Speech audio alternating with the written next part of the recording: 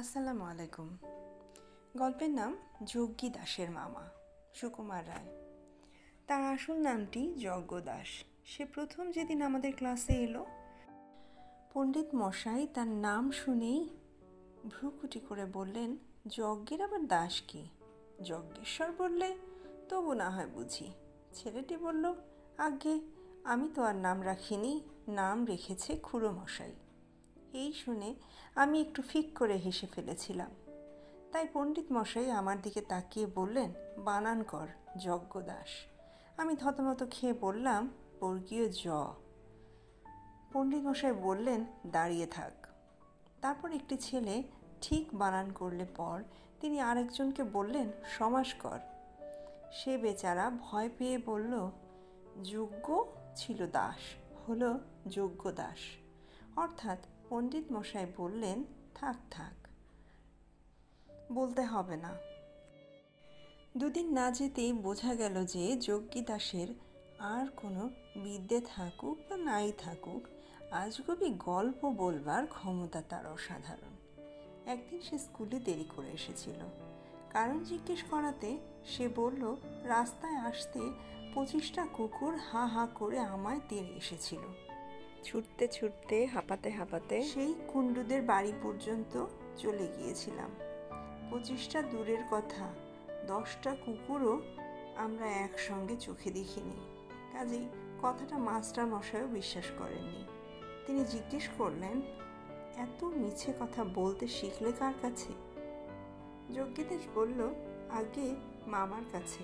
সেদিন হেডমাস্টারের ঘরে যজ্ঞী দাসের ডাক পড়েছিল। সেখানে কি হয়েছিল আমরা জানি না, কিন্তু যজ্ঞী দাস যে খুশি হয়নি সেটা বেশ বোঝা গেল। কিন্তু সত্যি হোক আর মিথ্যা হোক, তার গল্প বলার বাহাদুরি ছিল। সে যখন বড় বড় চোখ করে গম্ভীর গলায় তার মামাবাড়ির ডাকাত ধরা গল্প বলতো, তখন বিশ্বাস করি আর না করি, শুনতে শুনতে আমাদের মুখ আপনা হতেই হা হয়ে আসতো। যজ্ঞী দাসের মামার কথা আমাদের ভারী আশ্চর্য ঠেকত। তার গায়ে নাকি যেমন জোর তেমনি অসাধারণ বুদ্ধি।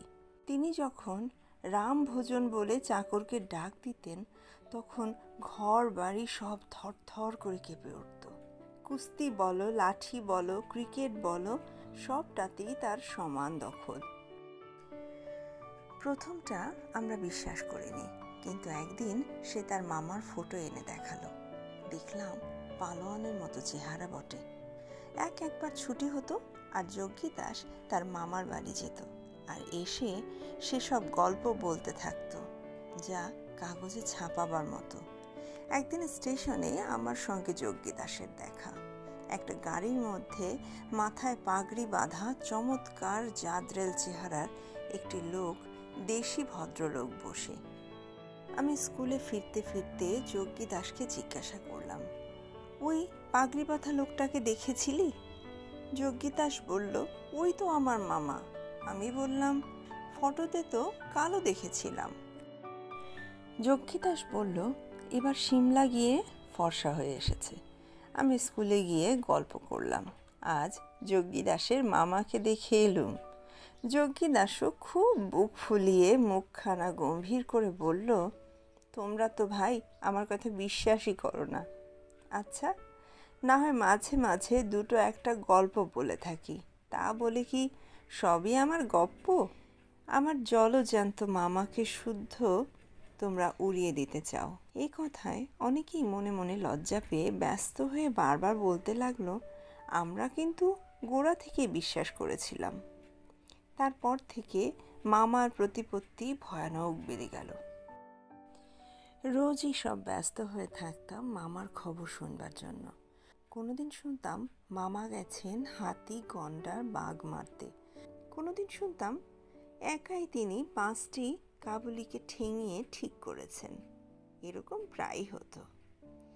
তারপর একদিন সবাই একটা টিফিনের সময় গল্প করছি, এমন সময় হেডমাস্টার মশাই ক্লাসে এসে বললেন, যজ্ঞ দাস, তোমার মামা এসেছেন। হঠাৎ যজ্ঞ দাসের মুখখানা আমশির মতো শুকিয়ে গেল। সে আমতা আমতা করে কি যেন বলতে গিয়ে আর বলতে পারল না। তারপর লক্ষ্মী ছেলেটির মতো চুপচাপ মাস্টার মশাইয়ের সঙ্গে চলল। আমরা বললাম, ভয় হবে কেন? ভয় হবে না, জানো তো কিরকম মামা। সবাই মিলে উৎসাহ আর আগ্রহে মামা দেখবার জন্য একেবারে ঝুঁকে পড়লাম। গিয়ে দেখি একটি রোগা কালো ছোকরা গোছের ভদ্রলোক চশমা চোখে গোবেচারের মতো বসে আছেন। যজ্ঞী দাস তাকে গিয়ে প্রণাম করল। সেদিন সত্যি সত্যি আমাদের রাগ হয়েছিল। এমনি করে ফাঁকি দেওয়া, মিথ্যে করে মামা তৈরি। সেদিন আমাদের ধমকের চোটে যজ্ঞী দাস কেঁদেই ফেলল। সে তখন স্বীকার করল যে ফটোটা কোনো এক পশ্চিম পালোয়ানের, আর সেই ট্রেনের লোকটা সে চেনেই না।